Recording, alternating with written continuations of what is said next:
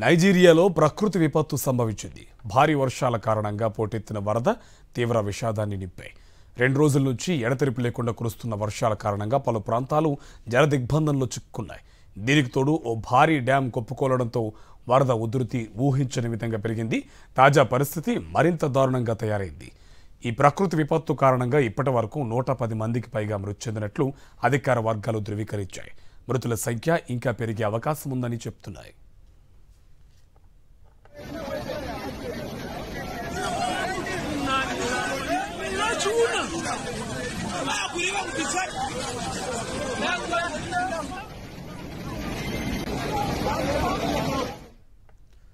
గత కొన్ని రోజులుగా కురుస్తున్న కుండపోత వర్షాలకు నైజీరియాలో జనజీవనం స్తంభించింది. భారీ వరదల ప్రవాహానికి ఇల్లు, వాహనాలు కొట్టుకుపోయాయి. అనేక మంది నివాసాలు కోల్పోయి నిరాశ్రయులయ్యారు. సహాయక చర్యలు చేపట్టిన అధికారులు వేలాది మంది ప్రజలను సురక్షిత ప్రాంతాలకు తరలిస్తున్నారు. మరోవైపు మృతదేహాలను వెలికి తీసే పనిలో పడ్డారు అధికారులు.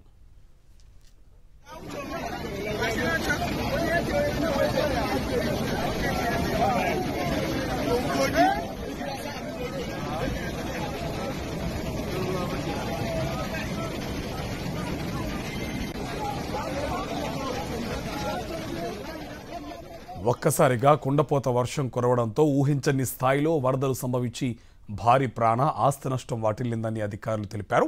ప్రభుత్వం తక్షణ సహాయక చర్యలు చేపట్టినా నష్టం తీవ్రత ఎక్కువగా ఉండడంతో సాధారణ పరిస్థితి నెలకొనడానికి సమయం పట్టే అవకాశం ఉందన్నారు. అయితే నైజీరియాలో ఇప్పటికే బోకో హరామ్ వంటి ఉగ్రవాద సంస్థల వల్ల అక్కడి ప్రజలు సంక్షోభంలో చిక్కుకుపోయారు.